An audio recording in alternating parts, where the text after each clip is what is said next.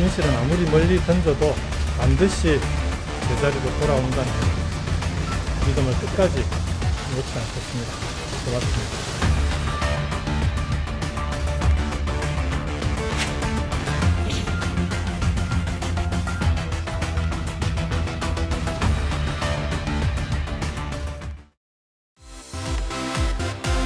여러분 안녕하십니까. 김경수 전 도지사의 상고심 선고 공판이 지난 수요일 21일에 열렸습니다. 전 도지사라 표현했습니다. 배경은 공직선거법 무죄, 댓글 조작 공모 유죄가 인정됐고 징역 2년이 확정됐습니다. 경상남도는 바로 하병필 행정부지사의 권한 대행 체제로 전환했는데요.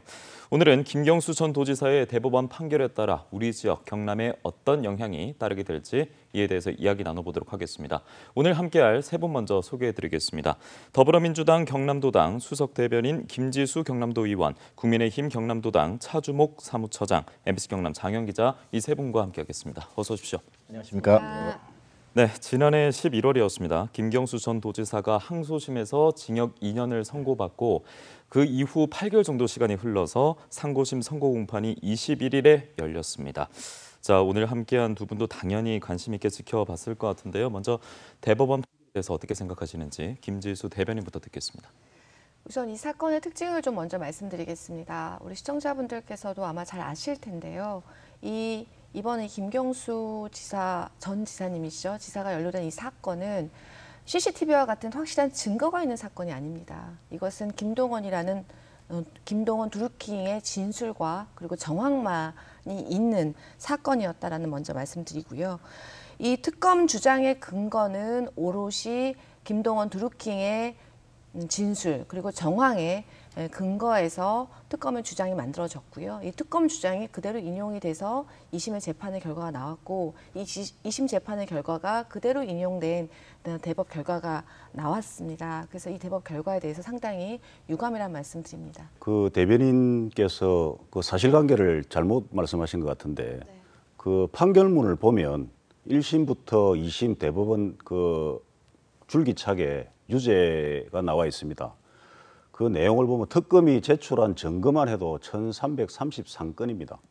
거기에 온라인 접속 기록 그리고 김경수 전 지사와 김동원에 주고받았던 텔레그램 그 메시지 내용 증거는 차고도 넘칩니다. 그래서 재판부는 일관되게 그 컴퓨터를 이용해서 그 포털 사이트의 업무를 방해한 그 죄가 중대하기 때문에 1심 판결은 재질이 아주 불량하다고 이야기했습니다.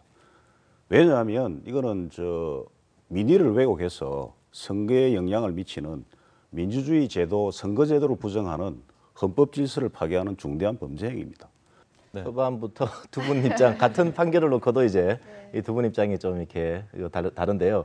중요한 건 이제 김경수 지사가 이제 판결 직후에 어떤 입장을 내놨는지가 중요한데 김 지사 같은 경우는 이 판결 전날만 하더라도 자택에서 머물면서 이제 이렇게 지켜보겠다 그래서 휴가를 낸 상태에 있는데 이 선고 당일 오전에 도청에 출근을 했습니다. 그리고 선고 결과를 도청 집무실에서 지켜봤고요. 도청을 빠져나오면서 입장을 밝혔는데 어떤 얘기들이 있었는지 직접 들어보시죠.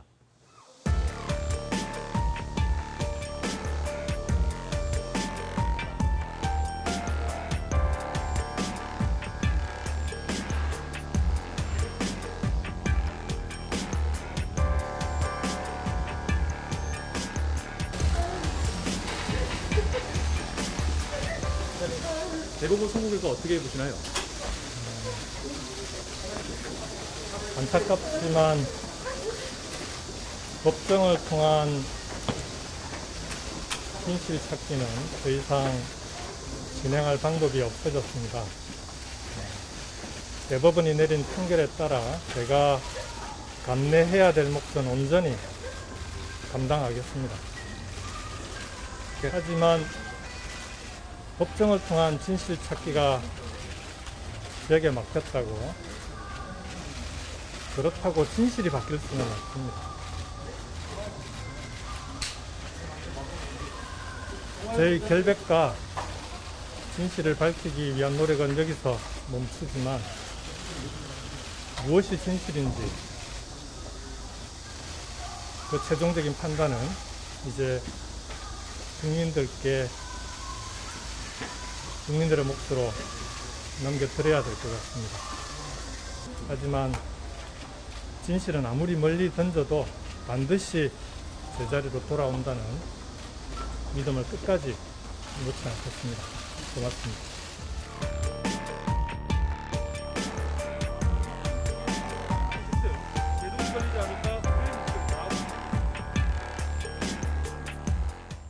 네, 김경수 전 지사의 입장을 영상으로 보고 오셨습니다. 김경수 전 도지사의 혐의는 앞서 다 알고 계시겠지만 두 가지였습니다. 댓글 조작 공모 선거법 위반이었는데 댓글 조작 혐의 같은 경우에는 1심과 2심 모두 유죄로 인정됐고 징역 2년 실형이 뒤따랐습니다. 선거법 위반 혐의는 1심은 유죄였는데 2심은 또 무죄로 번복이 됐고 이에 이제 특검이 상고를 했었잖아요. 다시 한번 정리를 좀 해주신다면요. 네, 소송 경과부터 좀 다시 정리를 해드리면요. 1심이죠. 서울 이 중앙지법에서는 업무방해 혐의, 정확하게는 컴퓨터 등 장애 업무방해 혐의입니다. 이게 네이버라는 포털 사이트에서 그 경찰에 처음에 이제 고발을 하면서 이렇게 이제 진행이 된 사건인데요. 예. 그 내부의 업무를 방해했다는 거죠. 이 부분은 이제 징역 2년을 선고했고요. 그리고 이제 공직선거법 위반은 징역 10월에 집행유예 2년이 선고됐습니다. 그리고 두 번째 재판이었죠. 서울고법에서 했던 원심 판결입니다. 이게 원심이라고 하는데요. 이 업무방해에 대해서는 징역 2년을 선고했고 선거법 위반에 대해서는 무죄를 선고했습니다. 자, 그리고 이번에 선고된 이제 대법원 선고 결과는 주문은 딱 이렇게 되어 있습니다. 피고인과 특별검사의 상고를 모두 기각한다 이건데요. 좀 더 구체적으로 말씀드리면 이 업무방해 부분에 대해서는 공소사실의 유죄를 대법원이 인정을 했고요. 그리고 이 공직선거법 부분에 대해서는 원심 판결을 확정했다 이렇게 볼 수 있습니다. 이번 선거의 제 최대 쟁점이라고 할 수 있는 게 김경수 전 지사가 드루킹과 짜고 컴퓨터 등 장애 업무 방해를 공모했는지 여부 하나였고요. 그리고 이 김경수 전 지사가 드루킹에게 지방선거에서 2018년 지방선거를 얘기합니다. 선거운동과 관련하여 이익 제공의 의사를 표현했는지 여부였는데 이 부분과 관련해서 이제 대부분에서 이제 여러 얘기들을 많이 합니다. 특히 이제 두 혐의에 대해서 공통적으로 하는 얘기들이 이런 부분이 있습니다. 원심의 판단에 필요한 심리를 다하지 않은 채 논리와 경험의 법칙을 위반하여 자유심정주의 한계를 벗어나거나 공모 공동정범의 성립 등에 관한 법리 오해, 이유 모순, 이유 불비 또는 판단 누락 등의 잘못이 없음이라고 했습니다. 왜냐하면 원심에서 이런 흠결이 없었다는 대부분 이번 판결 결과의 핵심이라고 할 수 있겠습니다. 이제는 보궐선거 얘기가 나오고 있어요. 이에 대해서 장현 기자가 좀 전해주시죠. 네, 우선 그 선거법 위반에 대해서는 무죄로 나왔기 때문에 재선거 대상은 아니고요. 네. 일반 일반 형법상 이 유죄가 나왔기 때문에 이제 도지사 고리 상태가 되죠. 그렇게 되면 이제 보궐선거 요건이 갖춰지게 되는데 공직선거법 201조 보궐선거 이렇게 특례 조항이 있습니다. 임기 만료까지 기간이 1년 미만일 경우에는 이 보궐선거를 치르지 아니할 수도 있다라는 이제 규정 내용이 있었는데 지금이 해당되네요. 네네 그렇습니다. 그런데 이제 문제는 작년 12월 달에 이제 이 선거법 내용이 일부 이제 개정이 됐는데요. 기존에는 그 재보궐선거가 4월에 한 번, 10월에 한 번 이렇게 있던 것이 얼마 전까지만 하더라도 이제 가을에 선거가 너무 많으니까 이제 가을에 있는 선거는 없애고 이제 봄에 있는 4월달 선거만 이 재보궐선거를 치르는데 예. 국회의원이라든지 이런 분들은 좀 그 거리 상태가 되면 당연히 이제 4월달 봄선거로 가는데 자치단체장의 업무 공백이 너무 문제가 심각하다라고 해서 이 자치단체장의 재보궐선거 같은 경우는 10월 첫째 주 수요일 치르는 걸로 이렇게 개정이 됐습니다. 그렇기 때문에 지금 이 규정대로 하면은 10월 첫째 주 수요일 선거를 치를 수 있는 요건이 되죠. 그런데 이 결정을 누가 하냐면요.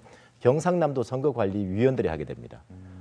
위원들이 하는데 언제까지 해야 되냐면 이번에 확정이 됐고 예. 이 도지사 고리 상태를 경상남도가 도선관위에 통보를 하는 날 그날부터 10일 이내에 이렇게 결정을 하도록 돼 있는데 그래서 이제 이 결정을 하는 이제 도선거관리위원들이 어떤 분들일지를 제가 좀 찾아봤는데요. 경상남도 선거관리위원은 위원장을 포함해서 모두 8분이 있습니다.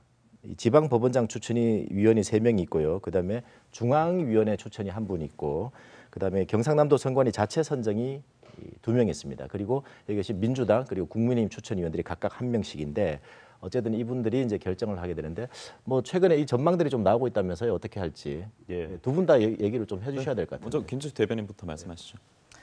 우선 김경수 지사의 구속으로 발생한 이 도정 공백에 대해서는 도민 여러분께 굉장히 송구하다는 말씀 먼저 올립니다. 어쨌든 내년 6월 30일까지가 임기잖아요. 그래서 임기가 채 1년도 남지 않았기 때문에 도전 공백에 우려가 있다는 것은 저희가 잘 알고 있습니다. 근데 그럼에도 불구하고 남은 임기가 1년이 채 안 되고 더 있어도 내년에는 3월에도 선거가 있고 6월에도 선거가 있기 때문에 올 10월에 또 보궐선거를 하는 것은 여러 가지 선거 행정 비용이 많이 들기 때문에 뭐 내년 지방선거에 선거를 하는 것이 좀 타당하지 않을까, 그것이 합리적이지 않을까 이렇게 저희는 생각하고 있습니다. 네, 경남 선관위가 이제 결정할 문제지만 네. 김지수 대변인께서는 네. 이번 10월에 보궐선거 하는 것은 적절하지 않다라는 입장을 말씀하셨습니다. 네, 사무처장님 듣겠습니다.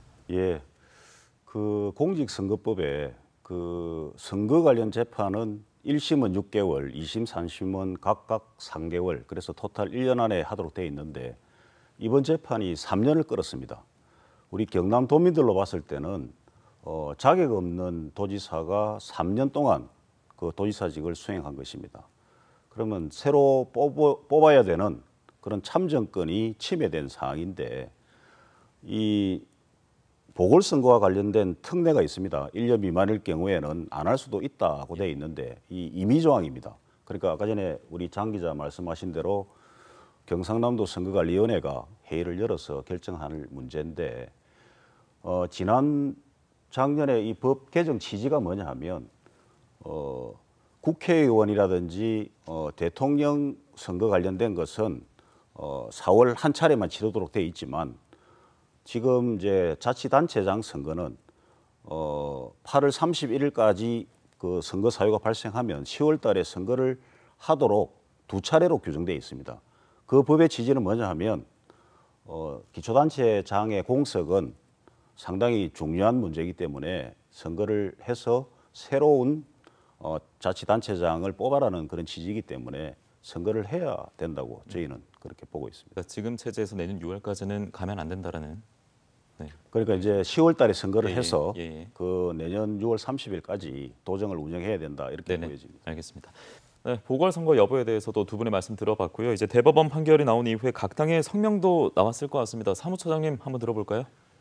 예, 제 아까 개인적으로 말씀드렸지만은 그 유망한 정치인이 어떻게 보면 그 정치적으로 사형 선고를 받은 것인데 상당히 안타깝습니다. 그러나 이 재판은 그 김경수 전 지사만의 재판이 아니고 지난 대통령 선거 과정에서 민주당 문재인 대통령 후보를 돕기 위해서 일어난 일이기 때문에 그로 인해서 또 우리 경남 도민들이 정당한 도지사를 뽑지 못했다 그런 사유가 발생했기 때문에 문재인 대통령께서 우리 경남 도민들에게 사과를 해야 됩니다. 사과를 하고 다시는 이러한 민의를 왜곡하는 이런 그 민주주의의 근간을 흔드는 행위는 없어져야 된다. 그렇게 보여집니다. 네, 민주당의 입장은 어떨까요? 형사재판은 혐의가 인정되면 처벌을 받기 때문에 무엇보다도 형사재판의 혐의 입증에는 철저한 증거를 기본으로 한 재판이 이루어져야 억울한 피해자가 없습니다. 그럼에도 불구하고 심증 재판으로 이루어진 재판 결과에 따라서 김경수 지사가 구속이 되었는데요. 굉장히 이것에 대해서 유감이란 말씀 다시 한번 드리면서요. 그럼에도 불구하고 김경수 도정에서 역점적으로 추진했던 여러 가지 정책들은 차질 없이 진행될 수 있도록 경남 도정과 같이 연대해서 최선의 노력을 다하겠습니다. 예, 기소 3년 만에 선고 결과가 나왔습니다. 대법원에서. 이를 두고 이제 국민들도 많은 관심을 두고 있었고 특히나 경상남도가 촉각을 곤두세웠을 것 같은데요.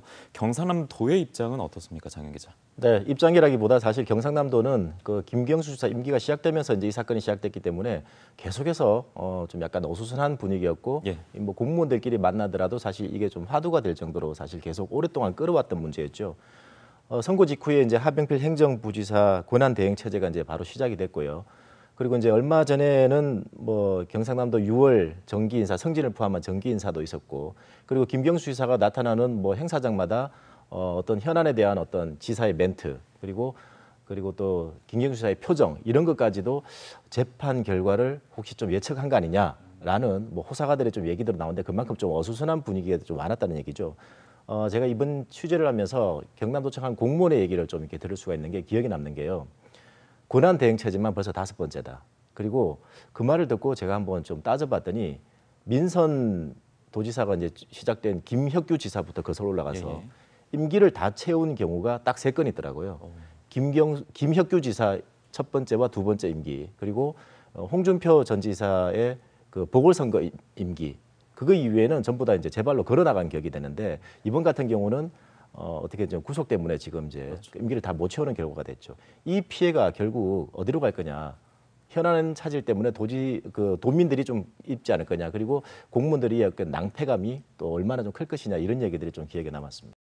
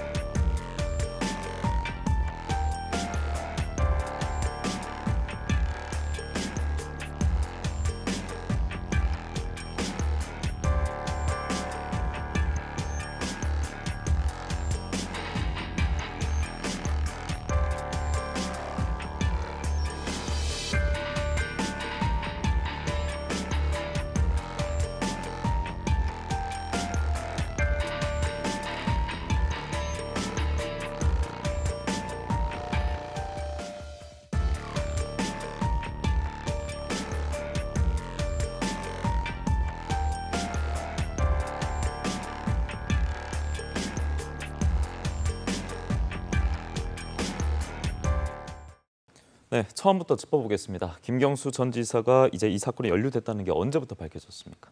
김경수 지사가 연루됐다고 한 것은 사실 특검 출범 직전에 있었던 일이죠. 그리고 이제 아까 제가 보여드렸던 게 2018년 1월 18일 이때는 네이버가 경찰에 수사 의뢰를 한 시기였습니다.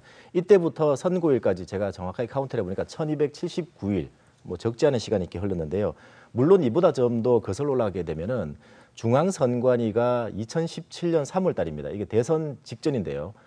이때 이제 경기도 파주에 있는 어떤 불법 선거 사무실에서 불법 선거 약간 움직임이 있다라는 이제 제보를 받은 게 벌써 이제 2017년 3월입니다. 예. 그리고 이제 이 검찰에 그 수사 의뢰가 됐고 검찰에서는 대선이 끝나서 이제 무혐의 처분이 됐죠. 그렇죠. 그러고 나서 이제 다시 네이버가 이거 뭐 댓글 조작이 우리 회사 의지와는 상관없이 좀 조작이 되는 것 같다라고 이제 했고, 그리고 직후에 이제 민주당이 이 사건을 이제 경찰에 정식 이제 고발을 한 상태가 되면서 이제 일이 커졌죠. 이 과정에서 이제 김경수 지사의 이름이 이제 언급되면서 뭐 사건이 일파만파 커졌다라고 이제 얘기를 해볼 수 있겠습니다. 아까도 잠깐 나왔는데요. 낯선 용어들이 많이 등장했죠. 뭐 킹크랩, 그리고 뭐 드루킹 이런 말도 있었고 산채, 닭갈비 사건 이런 얘기 있었는데 김경수 지사 같은 경우는 구속영장이 처음에는 이제 기각됐었죠. 그리고 1심에서 이제 법정 구속돼서 77일 동안 형기를 좀 살았습니다. 그리고 또 한편으로 보면 김 지사 입장에서 본다면요, 그 도지사 전부터 그리고 도지사 임기 내내 아마 이 문제가 머리 한 켠에 계속 남아 있지 않았을까라는 좀 생각을 해볼 수가 있고요. 그리고 그 선거법에서 만약에 무죄가 나왔습니다, 유죄로 됐으면은 또 다른 결과들이 이어질 수 있는데 경상남 도지사 법정 선거 비용이 제가 따져보면 17억 얼마 정도가 되더라고요. 이것까지도 전부 다 이제 김 지사 혼자서 개인으로 부담해야 될 수도 있는 사건인데 선거법 위반은 사실 이제 무죄로 나오면서 이건 좀 약간 벗어나는 결과로 이어졌다고 할 수 있겠습니다. 네, 이 김경수 전 도지사의 임기 시작과 함께 뭐 재판을 늘 따라다녔고 드루킹 굴레에서 벗어나지 못한 결과가 뒤따랐습니다. 김주수 대변인 어떻게 보십니까? 우리 기자님께서 잘 정리해 주신 대로 공직선거법 위반은 무죄로 나왔죠. 두 번째가 업무방해 부분인데요. 뭐 좀 어려운 용어긴 하나 언론에서 워낙 많이 이야기가 됐기 때문에 시청자 여러분들께서 아마 잘 인지하고 계실 것 같습니다. 일명 킹크랩이죠. 킹크랩.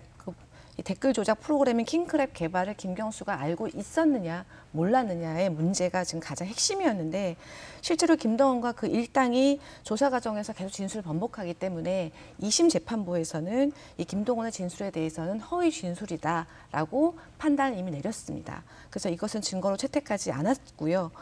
특히 김동원은 옥중에서 이미 이제 재판을 받고 옥중에 있으면서 자기가 여러 가지 심증이나 이런 것들을 기록에 남기는데요. 거기에 이런 옥중 노트가 있습니다. 김경수 본인이 보고받지도 않고 알지도 못하므로 댓글 조작건은 김경수하고는 연결고리가 없다라는 메모도 있습니다. 사실은. 그렇기 때문에 김동원이 지속적으로 킹크랩, 그러니까 불법 댓글 조작 프로그램인 킹크랩의 존재를 김경수 개인이 알고 있었다, 몰랐다 이렇게 이야기하는 것은 아무것도 신뢰성이 없다라는 말씀 다시 한번 드립니다. 끝까지 김경수 지사가 유죄를 받는데 큰 역할을 한 것은 바로 김경수 지사가 당시에 그 김동원 그 경공모의 사무실 방문했을 때 그 불법 프로그램이 로그인된 기록이 있다. 그것이 일치됐다는 건데요. 그것은 앞서서 제가 말씀드린 뭐 닭갈비 사장님의 증언이라든지 그런 여러 가지로 봤을 때 여전히 정황은 있으나 확실하게 시연한 것을 봤다라는 확실한 물증은 없습니다.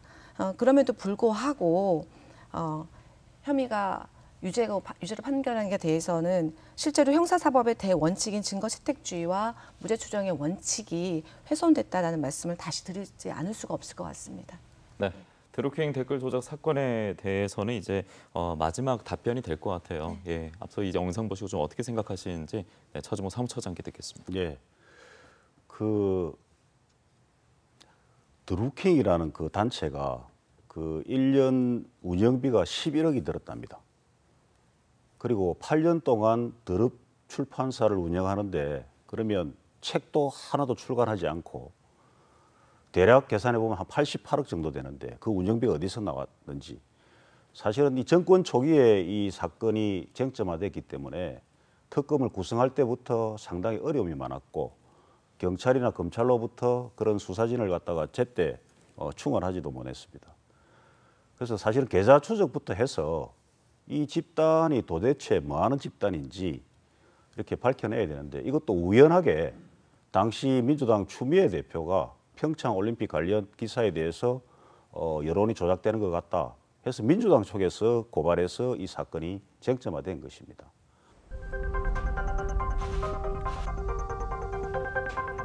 (340만) 경남도민을 대변하는 우리 도의회에서는 경남도의 그런 대행과 긴밀히 협력하여 안정적인 도정 운영이 될 수 있도록 혼신의 힘을 다하겠습니다.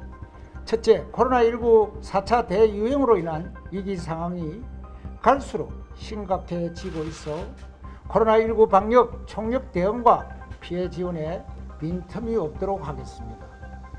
결국은 김 지사께서 대법 유죄 판결을 받았는데요. 참으로 안타깝고 유감스럽습니다. 그동안 여건에 힘있는 어떤 지사였기 때문에 도정에 도움된 면도 많이 있었던 것 같은데 끝까지 연기를 못 채우고 결국 구속이 되게 됐는데 도정에 공백이 있지 않을까, 그간 추진하던 각종 도정 정책들의 차질이 있지 않을까, 이런 부분은 참으로 안타깝고 유감스럽습니다.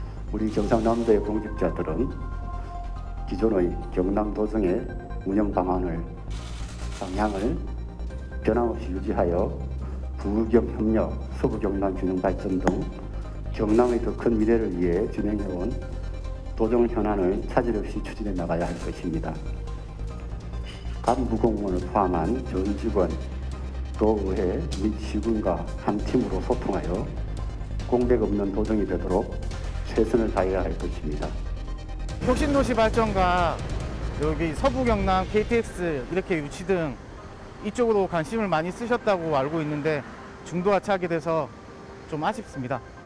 코로나로 인해서 학생들이 굉장히 힘들고 취업도 잘 안 되고 그러니까 부재 상황 이후로도 청년 정책을 잘 이행해 주셨으면 하는 바람입니다. 코로나가 지금 소상공인들 너무 힘들잖아요. 그런 가운데 이 도지사님 저렇게 돼버리니까 이거 좀 막막한 거야 우리는. 도민이 한 사람으로서 참으로 안타깝고 참 그렇네요. 사후에 우리 정치하는 분들도 정말 이런 일도 없고 앞으로 서로 비방하는 일이 없이 서로 좀 깨끗하게 앞으로 나라 투명하게 해나가면 참 좋을 것 같습니다. 네, 가장 중요한 것은 이제 도정 운영입니다. 하병필 권한 대행 체제로 진행은 될 텐데 이제 기대에서 우려로 바뀌는 것이 김경수 전 지사의 역점적으로 추진했던 주요 사업들이 문제가 될 것 같습니다. 동남권 메가시티 등 해서 여러 가지 사업들이 있었는데 이 사업들이 이제 동력을 이룰 수밖에 없을 거다라는 전망이 나오고 있습니다. 사무처장님 어떻게 보십니까? 예, 뭐 어쩔 수가 없을 것 같습니다. 그 계획된 도정이 흔들릴 수밖에 없고. 근데 참 아쉬운 점이 많습니다. 김경수 전 지사가 2심 판결 이후에도 한치의 흔들림 없이 도정에 임하겠다. 그것은 사실 한 개인 인간으로서는 불가능한 일인데 좀 한시라도 빨리 1심 유죄가 난 이후에 늦어도 2심 그 유죄 판결 이후에 사퇴를 했으면 새로운 도지사를 뽑아서 도민들에게 희망을 주는 도정을 할 수 있었는데 그런 기회를 놓친 것이 참 안타깝다. 또 개인적으로는 한 유능한 정치인이 그 모든 것을 다 지고 희생양이 됐다는 데 대해서 안타까움을 금할 수가 없습니다. 전체적으로 이번 지사 사건, 지사 재판과 관련해서 많은 분들이 탄원서를 준비해 주셨는데요. 탄원서의 주 내용은 그겁니다. 김경수 지사가 임기 초부터 재판을 준비하면서도 사실은 역대 어느 지방 정부보다 가장 많은 업적들을 진행 중에 있었었거든요. 예를 들면은 경남 서부 경남의 50년 수건 사업이었던 남북 내륙 고속철도가 곧 착공에 거의 임박해 있고요. 더해서 국가 균형 발전의 한 축인 동남권 메가시티도 실질적인 준비가 굉장히 많이 진행되어 있고요. 그리고 진해 신항 그리고 창원의 스마트 산단 이런 것들을 많이 사업들을 가져왔고 지금 많이 진행 중에 있습니다. 아쉬운 것은 이 사업들이 김경수 지사가 무죄 판결로 더욱더 탄력을 받고 마무리까지 되었으면 정말 좋았다라는 아쉬움은 있지만 그럼에도 불구하고 이 김경수 도정의 핵심 정책은 이미 국가 경영 전략으로 일정 부분 채택이 되어 있기 때문에 차질 없이 진행될 수 있을 거다라는 기대감을 다시 한번 말씀을 드리고요. 더해서 지역의 여러 현안들도 경남 도정과 민주당이 잘 마무리해서 끌고 갈 수 있도록 하겠습니다. 네, 두 분의 말씀 들었습니다. 이뿐만이 아니라 이제 정치권의 움직임도 굉장히 바빠질 것 같습니다. 2022년 내년을 앞두고 지방선거, 대통령 선거를 두고도 영향도 있을 것 같고요. 여러 가지 말들이 많을 것 같은데 이번에 김지수 대변인부터 이야기 듣도록 하겠습니다. 어떤 영향이 있을까요? 통상 저희가 대선은 구도선거라고 이야기하고 지방선거는 인물선거라고 많이 이야기하지 않습니까? 그렇기 때문에 내년 3월에 있을 대선에서는 이 김경수 지사의 재판 결과가 상당 부분 회자가 되고 이야기가 될 것 같습니다. 그런데 그러는 과정 중에 진실 공방은 더 많이 될 것으로 생각이 들고요. 진실 공방 과정 중에 합리적이고 이성적인 많은 유권자분들께서 어느 누구의 이야기가 좀 더 진실에 가까운지를 좀 판단해 주시기를 다시 한번 부탁을 드리겠습니다. 지금 김경수 재판의 결과는 내년 대선과 지선에서 지속적으로 이야기가 될 것이다라는 얘기를 다시 한번 드립니다. 네, 여기까지 듣겠습니다. 네, 사무처장님, 지선과 대선 어떤 영향이 있을까요? 예, 이제 아마 문재인 대통령의 레임덕이 더 가속화되리라 생각이 됩니다. 그리고 지금 민주당의 대선 후보들은 그 청와대 대통령과 차별화를 하지 않을까. 지난 대선 과정에서 부적이 있었기 때문에 정통성에 대한 그런 또 문제가 제기될 것이고 민주당 후보들은 어떻게 보면 그 거리를 두면서 자기만의 선명성을 돋보이기 위한 그런 행보를 보일 것이다. 그래서 내년에 지방선거는 인물을 보고 뽑아야 되고 또 정당에서 제대로 된 그런 일꾼을 뽑아야 또 우리 도민들이 선택하지 않을까 이렇게 보여집니다. 무엇보다 이제 이번 대법원 판결을 두고 경남 도민들의 이제 피해가 없어야 되잖아요. 최대한 많이 혼란스러울 텐데 이분들에게 이제 두 분의 마무리 말씀으로 함께 들으면서 가름하도록 하겠습니다. 자, 먼저 차주목 사무처장 듣겠습니다. 예, 사실 애초에 출마를 안 했어야 됩니다. 김동원 그 드루킹이 옥중에서 편지를 보냈을 때 그 내용이 아주 구체적으로 적시가 됐고 그 당시 출마 회견을 여러 차례 취소하고 또 잠적하고 그랬던 적이 있습니다. 그 말은 본인 스스로도 이 사건이 크게 문제가 될 것을 미리 알고 있었기 때문에 본인이 출마를 주저했는데 민주당에서 집권 초기고 또 사법부를 또 통제할 수 있다. 그런 오만에서 시작된 그런 출마 강행이었습니다. 그래서 지난 3년은 도정의 위기를 극복하는 3년이 아니고 개인의 어떤 재판 위기를 극복하는 3년이었다. 우리 경남도민들에게는 아주 불행한 일이었고 다시는 이런 일이 일어나서 안 된다. 저희 국민의힘은 돈의 다수 국회 의석을 차지하고 있기 때문에 내년도 경상남도 예산에 차질 없이 예산을 갖다가 많이 확보할 것이고 도정도 흔들림 없이 나가도록 당에서 더욱 매진하도록 하겠습니다. 네, 김재수 대변인 듣겠습니다. 어쨌든 경남도정이 권한대행 체제로 들어간다는 것은 경남도정의 정책들이 굉장히 적극적으로 행보하는 데는 좀 한계가 있다는 것을 의미하는 것은 사실입니다. 예, 그런 측면에서 우리 아까 장혜원 기자님께서 말씀하셨듯이 지속적으로 경남도에서 권한대행 체제로 들어가는 것, 바로 직전에는 민선 6기 우리 홍준표 전 지사님께서 대선 출마로 권한대행 체제로 들어갔었고요. 이번에 민선 7기는 우리 김경수 지사님의 유죄 판결로 이제 권한대행 체제로 들어가는 점에 대해서는 정치인의 한 명으로서 굉장히 송구스럽다는 말씀 드립니다. 그럼에도 불구하고 모든 국민은 재판에서 공정하게 재판받을 권리가 있는 거죠. 그것이 헌법이 규정한 기본권입니다. 특히 법원이 유죄라고 판단하기 위해서는 위법 사실의 의심의 여지가 없어야 억울한 피해자가 나오지 않는다는 건데요. 아까 우리 장현 기자님께서도 말씀하신 대로 드루킹 일당은 나쁜 사람들이 맞습니다. 그런데 이 드루킹 일당이 한 일에 대해서 김경수 지사가 공모했는가라는 점에 대해서는 아직도 의심은 있을 수 있으나 확실한 증거가 없는 상태에서 재판의 결과가 나왔다는 말씀을 드리지 않을 수가 없습니다. 대한민국은 증거주의 그리고 무죄 추정의 원칙을 사법재판의 큰 대원칙으로 하고 있는데요. 이것이 지사 김경수가 아닌 국민 김경수에게도 적용이 되었는가라는 것은 저에게도 여전히 의구심이 드는 대목입니다. 예. 네. 김경수 전 지사의 대법원 판결을 두고 저희가 오늘 이야기 나눠봤는데 장현 기자의 마무리 말씀도 듣겠습니다. 지나간 것은 좀 이제 접고 앞으로 일을 좀 도모를 해야 된다고 생각을 하는데요.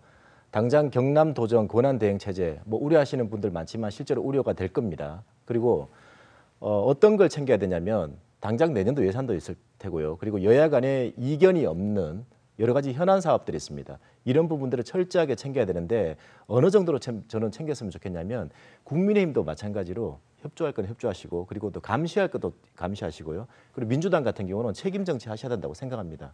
그 공약이고 그 공약에 따라서 이제 당선된 지사였지만 그 공약은 여전히 살아있는 거고 도민들에게 줘야 될 몫이거든요. 그렇기 때문에 이런 부분들을 철저하게 챙기셔야 된다고 보고 저희 언론 역시도 이런 부분에 대해서 이제 제대로 되고 있는지를 계속 관심을 가지고 지켜봐야 된다고 생각합니다. 네, 이번 대법원 판결 이후에 국민들 여야 각각 모두 혼란스럽고 또 입장차가 여전히 남아 있는데요. 김경수 전 지사의 말대로 일단 내년 선거도 앞두고 있고요. 앞으로의 판단은 여러분 도민들의 몫으로 남게 됐습니다. 오늘 스타트고 불독은 여기서 마치도록 하겠습니다. 함께해 주신 여러분 고맙습니다.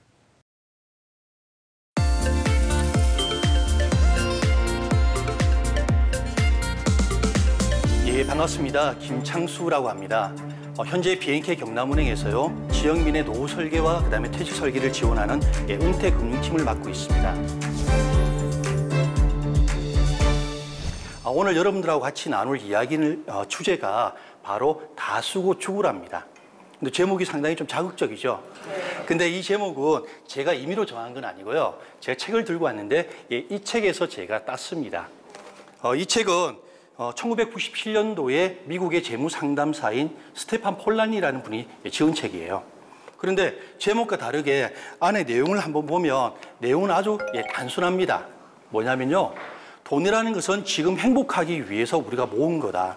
그러니까 자녀들한테 물려주지 말고 노후 생활할 때 다 쓰고 가자라고 하는 그런 메시지를 던지고 있습니다. 그런데 왜 제가 이 책이라든지 오늘 제목을 이렇게 정했냐 하면 우리나라의 노인 빈곤율이 너무나 심각하기 때문에 그렇습니다.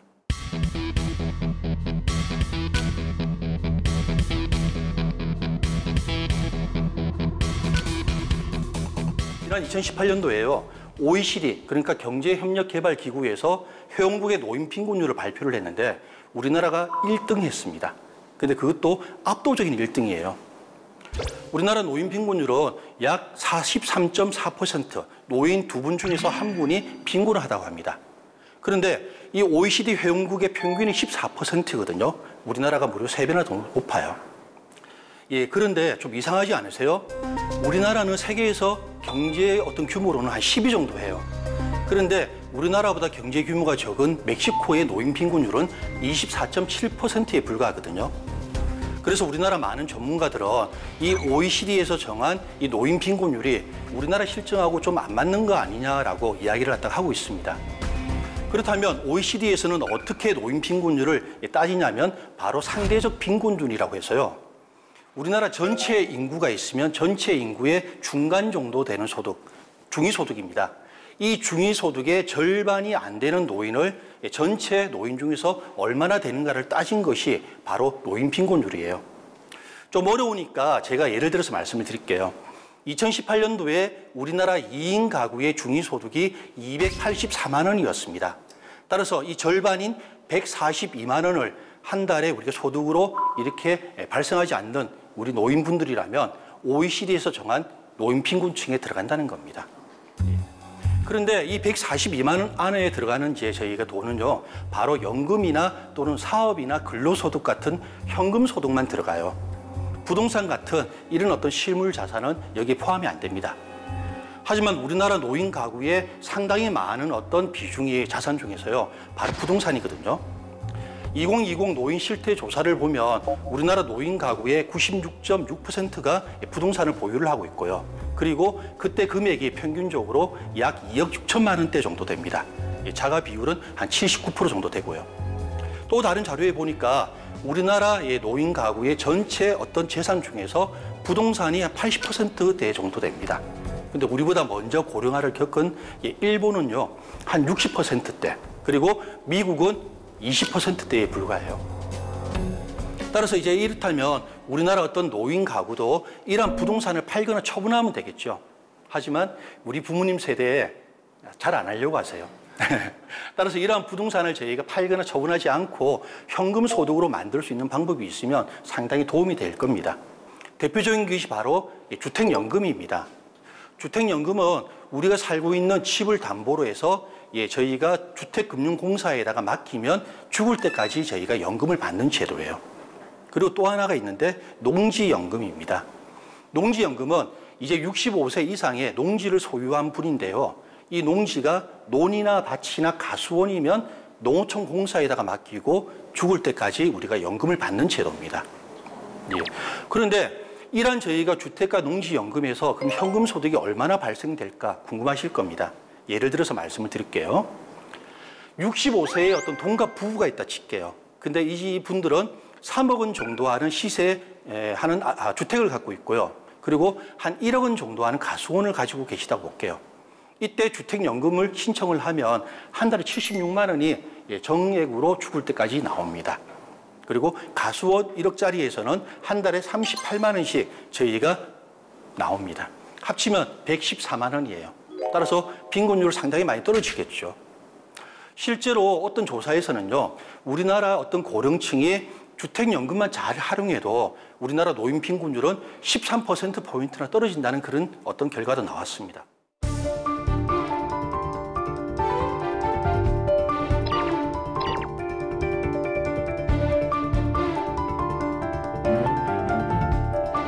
제가 이제 강의를 한번 나가서 이렇게 나이가 드신 부모님 세대한테 이런 말씀을 드리면 주택이나 농지연금에 대해서 관심이 많아요.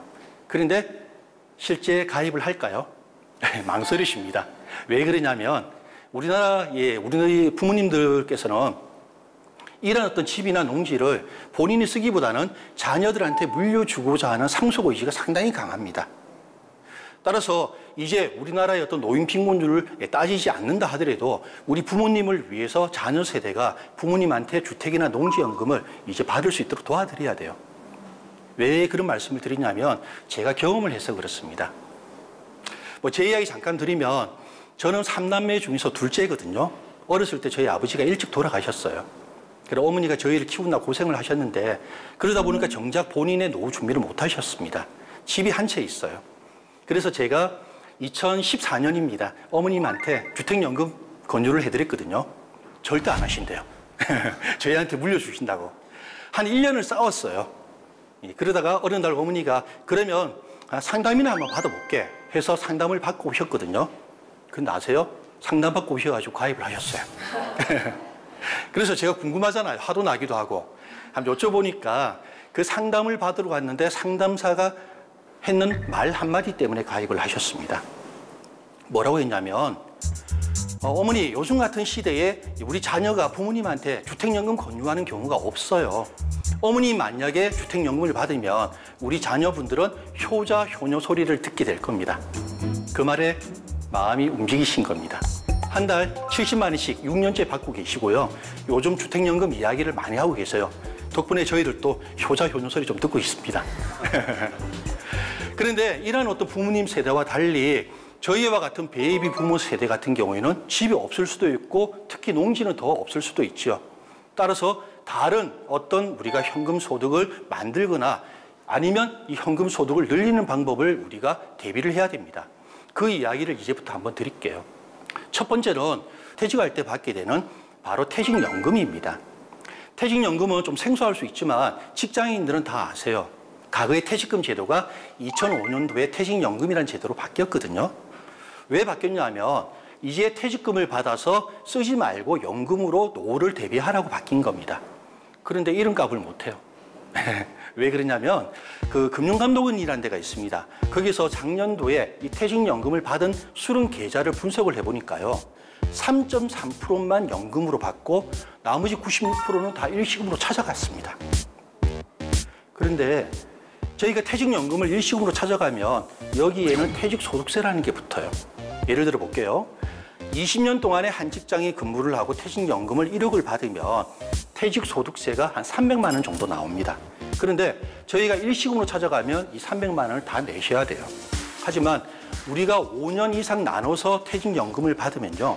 이 300만 원 중에서 90만 원이 절세가 됩니다.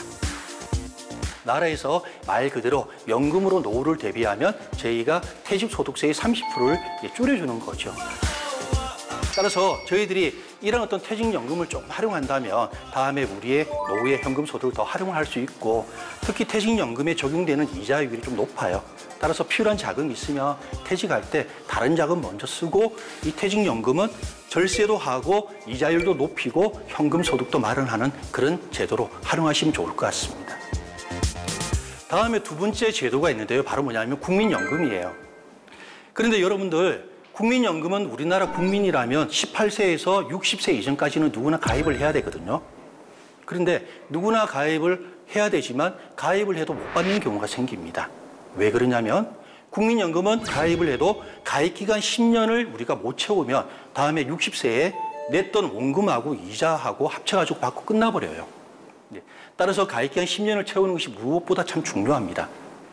그런데 이런 국민연금을 저희들이 많이 받으면 좋겠죠. 그 현금 소득이 늘어나니까. 그럼 이제 제가 질문 하나 드릴게요. 국민연금을 많이 받으려면 보험료를 많이 내는 게 좋을까요? 아니면 가입기간이 긴 게 좋을까요? 가입기간이 긴 게. 예, 어떻게 아셨어요? 물론 둘 다 하면 좋아요. 하지만 보험료는 저희가 상한선도 있고 내는 게 좀 부담스러울 수 있습니다. 가입기간만 잘 챙기셔도 효과적으로 국민연금 늘릴 수가 있습니다. 그런데 왜 우리는 퇴직을 할 때 소득이 없다는 이유로 국민연금 납입을 면제받는 납부유예 신청을 많이 하시는지 모르겠어요. 납부유예 신청을 하면 그 기간만큼은 가입기간에서 빠집니다. 연금액이 다음에 줄어듭니다. 따라서 우리가 퇴직을 하고 난 다음에 소득이 없어도 우리가 국민연금을 계속 내면 되는데요. 이때 소득은 실제 발생한 소득이 없으면 신고소득으로 우리가 신고를 하는 금액의 9%를 곱해서 나오는 보험료를 내면 돼요. 저는 신고소득 한 100만 원 정도 하시라고 합니다. 그러면 곱하기 9% 하면은 9만 원만 60세가 되기 전까지 꾸준하게 내셔가지고 가입기간을 채우시면 연금액 다음에 받으실 겁니다. 두 번째, 우리 국민연금 좀 더 늘리는 방법 한 개 더 말씀을 드릴게요.